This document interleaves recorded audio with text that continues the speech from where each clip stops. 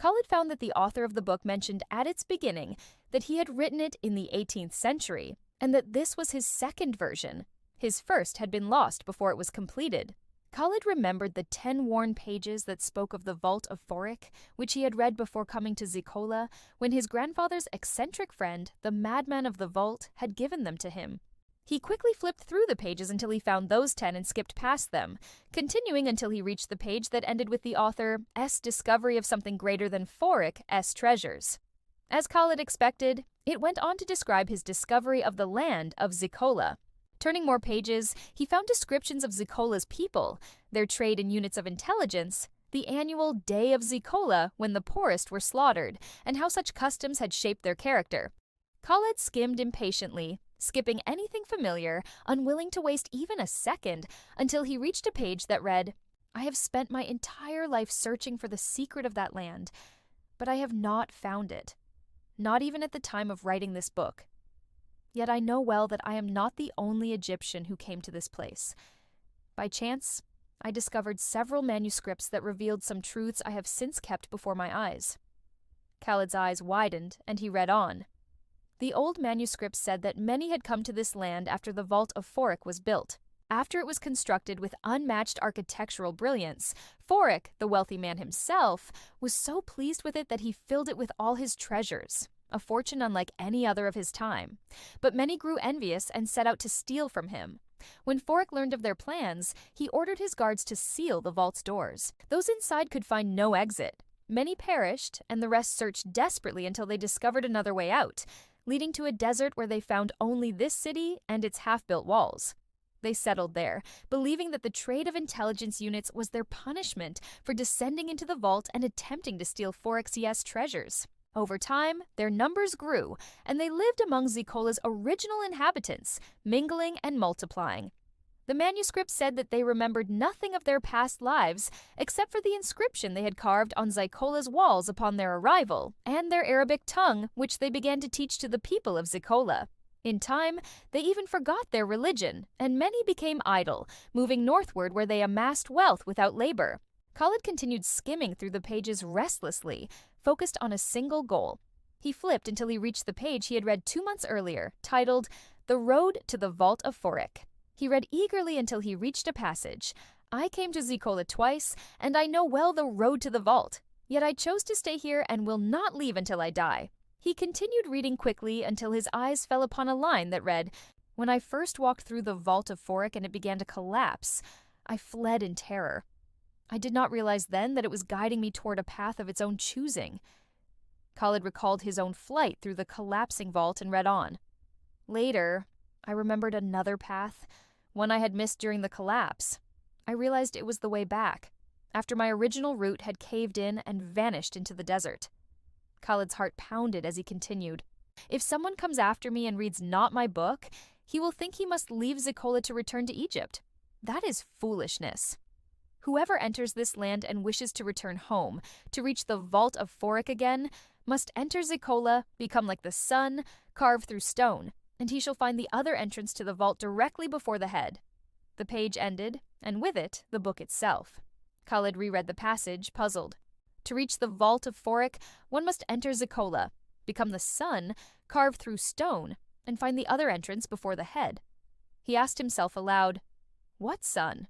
What head? What does he mean by carving through stone? What head? He flipped through the book again, muttering to himself, asking the same questions, then suddenly stood up, hurrying into a place crowded with northerners drinking and dancing. He approached one of them, thrusting the book before his eyes. "Do you understand this?" he demanded. "How do I carve through stone before the head?" The man laughed. "Are you mad?" Khaled asked another.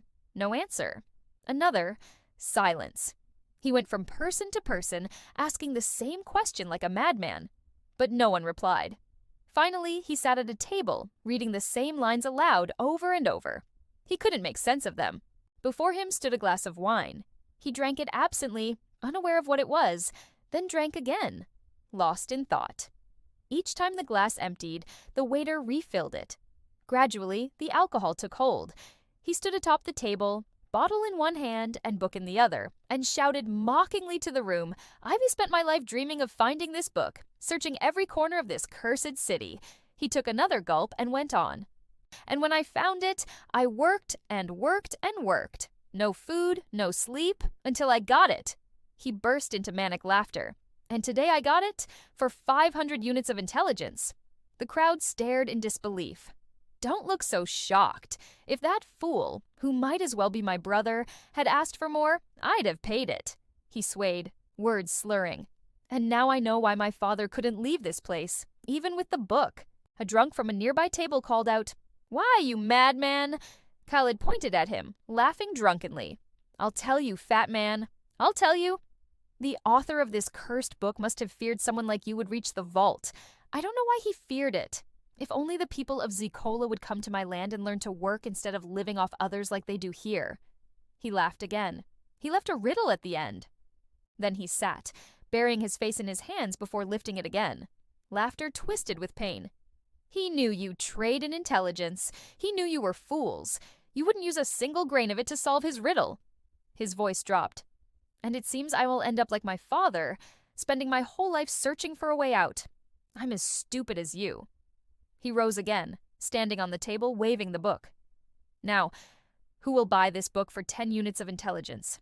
No one answered. "Is it not worth 10? Believe me, it's valuable." Still no reply. "Fine. 5 units?" Again, silence. He muttered incoherently, climbed down, and staggered out into the street as laughter and mockery followed him. Weaving unsteadily through the night, book in hand, he laughed deliriously, waving it at passers-by until he reached his horse. The moment he arrived, he collapsed to the ground, unconscious. The next morning, Khaled was lying on his side by the street in that same district, his horse standing nearby. He woke suddenly as a splash of cold water poured over his head. When he looked up, he saw the same woman who had once guided him to Hilal, the prostitute, holding an empty jug and laughing. "You're not the only one who throws water," she teased. Khaled sprang to his feet, drenched and shivering, clutching his aching head before glaring at her. She quickly backed away, still laughing. "Go back to where you came from," she said. "Staying here won't do you any good." He said nothing, grabbed his horse's reins, and mounted. As he began to ride off slowly, she called after him. "I wish I hadn't seen you like that last night. I thought you were stronger than this." He stopped, turned to her, and spoke quietly. "I'm sorry." Then he urged his horse forward, heading toward the eastern region. The horse trotted eastward while Khaled fought the urge to throw himself off in shame over what he had done the night before. He couldn't believe he had gotten drunk, unable to bear the shock of the book's riddle. It had been his first time ever drinking wine. He barely remembered what he'd said to the drunks, only that he wished none of it had happened. Looking up at the sky, he whispered a prayer for forgiveness, vowing never to do it again. But then his thoughts turned to the book. The riddle. What had the author meant? How could he be the son? What did it mean to carve through stone? And which head was he talking about? These questions haunted him all the way to the outskirts of the eastern region by nightfall. When he reached the lake shore, exhaustion and a pounding headache overcame him, and he decided to rest until morning. At dawn, Khaled awoke to see Aseel hurrying toward him, her face lit with anxious curiosity. "Did you get your book?" she asked eagerly. He smiled faintly, though sorrow shadowed his face. "Yes." He stood, walked a few steps toward the lake, then suddenly dove in, wearing only his trousers. He'd tossed his shirt on the shore. As he bathed, Aseel called out from the bank, "Khaled, did you pay much from your store of intelligence?" He said nothing, wading deeper into the water. She pressed on. "You look pale today. Uniquely pale. You've spent a lot of your wealth, more than just the book's price." He stopped, turned to her, and admitted, "Yes, Hilal asked for 100 extra units." A voice exclaimed in shock, 100 units? They turned to see Yamen approaching. Khaled nodded. "Yes, 100. He wanted 500 units for the book, or he'd tear its pages apart." Khaled walked out of the water, droplets streaming from his soaked clothes. He pulled his shirt back on and asked Yamen, "Why aren't you at work?" Yamen laughed. "Someone told me you came back after dark. I wanted to take the horse and return it to its owner, and to see the most precious book in all of Zykola. Work can wait. No sane man would miss this moment." "So, where's the book?" Khaled didn't answer. Aseel spoke instead, softly. Khaled, why do you look so sad? Khaled walked to his tree, pulled the book from his belongings, and tossed it to Yamen with a bitter laugh. Here, the most expensive book in Zykola. Yamen caught it eagerly, eyes shining, as Khaled continued, I thought that once I found it, I'd be able to leave this place after the day of Zykola. But it seems that whoever enters Zykola can never truly leave. Aseel looked at him in disbelief. Khaled went on. The book spoke of Forik, of Egypt, and strangely, it said I could leave before the day of Zykola, that I didn't have to wait for it. To return home, I had to enter Zykola first. He sighed heavily. But it ended with a riddle about the vault's exit. A riddle? Aseel asked. Khaled nodded, then looked at Yamen. Read the final lines. Yamen opened the book and read aloud. Whoever comes to this land and wishes to return home, to reach the Vault of Forik again, must enter Zykola, become the sun, carve through stone, and find the other entrance before the head. Yamen fell silent, frowning, clearly as puzzled as Aseel and Khaled. Finally, Khaled spoke, his voice low. The first time I ever felt weak was when I read that riddle. It was as if the hope I'd been clinging to just vanished. And I drank wine. Aseel interrupted in shock. You drank wine? Yes, Khaled said quietly. I think it was the shock. Aseel frowned thoughtfully. Or something else. The loss of your intelligence. You spent so many units so quickly. Don't forget, your wealth had grown after saving for the book. Then you spent it all at once, plus 200 more for Hilal and the horse. Anyone in your place would have acted strangely, unlike themselves. It wasn't deliberate, Khaled. It was reflex. You've become one of us. Khaled fell silent. Then Yamen asked, And there's no clue in the book itself to solve it? No, Khaled replied. I read it fast. It only talked about the people of Zykola and your lives. The riddle is at the very end. He paused, then added with conviction. I'm sure it's a simple riddle. Maybe too simple. It just needs thought. Thought? Yamen repeated, startled, turning his face away. Khaled's anger flared. Yes, the author knew no one in Zykola thinks anymore, too stingy to use their intelligence. But you two must help me. He turned to Aseel. You have to think, Aseel. You're rich, which means you're intelligent, far more than me. She said nothing. He looked to Yamen. And you know Zykola better than I do. You must think. Both of you. When neither replied, Khaled shouted, I know thinking costs you wealth, but imagine the pride if you solved it. Still they said nothing. Khaled sat by the lake, facing away from them. After a while, Yamen spoke. All right, Khaled, I'll think. But I need to return the horse first, and we should go to work. I'm not working today, Khaled snapped. Aseel stepped closer. Don't give up, Khaled. You're strong enough to find the answer. He smiled bitterly. Strong? The riddle needs intelligence, not strength. The men of Zykola are strong, but not wise. This needs a mind that can think, and I will think. He looked at Yamen, who was starting to walk away. Yamen, sit down. You're not going anywhere until we solve it. Yamen hesitated, startled. Khaled softened his tone. Please, sit. I'll pay you for the work you'll miss. Just help me think. He turned to Aseel. You too, Aseel. Help us find the answer. She smiled. All right. They all sat down. Khaled began pacing before them, muttering, I've lost nearly a fifth of my intelligence in these past days. But I still have enough to think, and I'll keep thinking until my last breath. He lifted the book. The riddle says, Become the sun, carve through stone, and the door is before the head. He repeated it softly. Then he looked to Yamen. Are there any statues in Zykola? Why? Yamen asked. Maybe it refers to a statue's head. Yamen thought for a moment. I don't think so, he said finally. Aseel added, There are no statues in Zykola, except the ones sculptors make for the poor on the day of Zykola during the festival games. But they're always destroyed afterward. Their makers smash them themselves if they survive. They're bad omens. Khaled began pacing again, whispering to himself. No statues. Then he looked at Aseel. How does one carve through stone here, Aseel? She thought for a moment. You already break stones. she said. Yamen laughed. So do I. Khaled shot him a glare, and he fell silent. But there are no heads where I work, Khaled continued. Silence fell again until Khaled sighed and muttered, And how do I become the sun? Yamen chuckled. You shine bright enough, Khaled. Your temper burns hotter than the sun. I should have let you go to work, Khaled snapped. Be quiet, Yamen. You're even more foolish than I thought.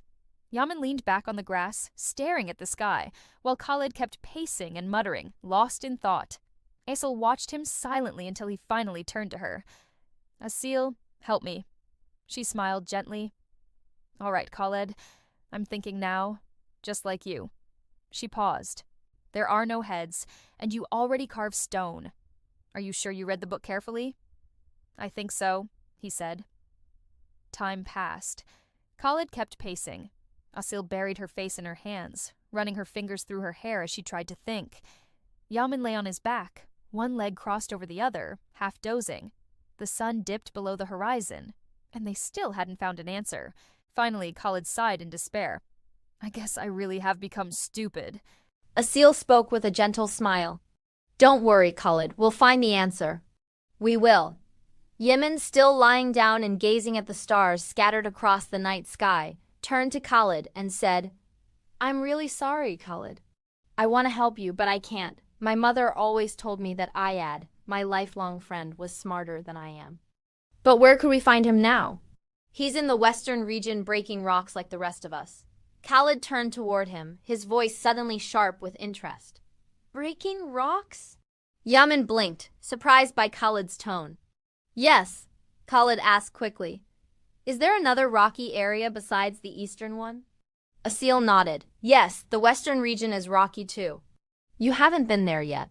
Khaled fell silent, his expression distant, eyes gleaming as though a spark had lit within him. He hurried to the fire Yamen had built earlier and threw in a few pieces of wood, brightening the flames. Then he said thoughtfully, when I was in the Vault of Forik, it split into two paths. I took one, and the vault led me away from the other, the exit. He sat down on the ground across from Yamen, who had now risen to sit beside Aseel, both watching him closely. Khaled picked up a small stick and began drawing in the sand. He drew a long line and said, This is the main tunnel of the vault. Then he drew a branch extending toward Yamen and Aseel and continued. I followed this path. It led me to the desert outside Zykola. He drew another line branching from the main one in the opposite direction. And this, he said, is the path the vault kept me from taking, the exit path, according to what was written in the book. He stood, taking 2 steps back, then smiled faintly. Now I'm sure Zykola drained too much of my intelligence. Why didn't I think of this before? He pointed toward the line leading toward them. This one goes east of Zykola, no doubt about it. Then he gestured to the opposite branch, his voice softer, still smiling.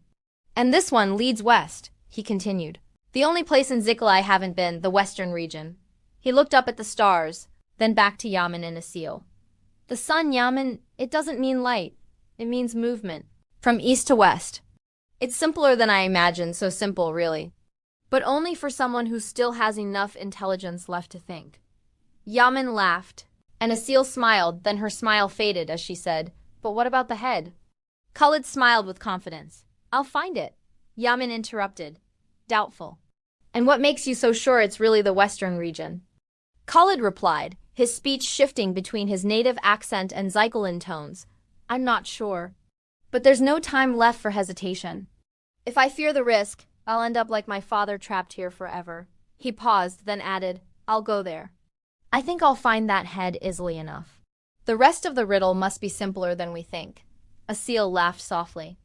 Seems intelligence works differently in your country than it does here. Anyone else who lost even a fifth of their intelligence wouldn't be speaking at all. Khaled smiled. I hope my instincts are right and that the book's author meant for the clue to be easy. Yamen chuckled, tugging at the reins of a horse standing nearby. All right, genius, but the western region is even farther than the north. You'll need to rent another horse. Will you spend more of your intelligence on that? Khaled fell silent, thinking. Before he could answer, Aseel spoke. No, he rented a horse to go north because I never went there. But I'll be traveling west in a few days. Why don't you wait and come with me? Khaled's face brightened immediately. Yes, I'll wait. Aseel smiled. Good, then you'd better work until we leave, try to regain at least a little of your fortune. Khaled smiled back. Aseel turned to Yamen. And you? Won't you help your friend? Yamen looked at her, startled as she went on. I could use another helper with Khaled, but I want to pay you more than 4 units a day. And I'll get you new clothes. Yamen went quiet for a moment, then burst out laughing. A doctor's assistant? Why not?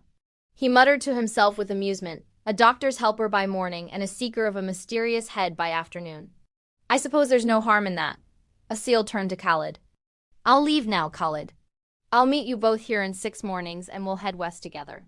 Then she looked at Yamen. You'll get your new clothes the day before. She walked away, and Khaled laughed, turning to Yamen. Looks like you'll be the assistant to the doctor's assistant. Yamen laughed back. I think she just wants me to drive her carriage. He grabbed the horse's reins and said as he prepared to leave. Anyway, I have to go. I haven't eaten a thing all day.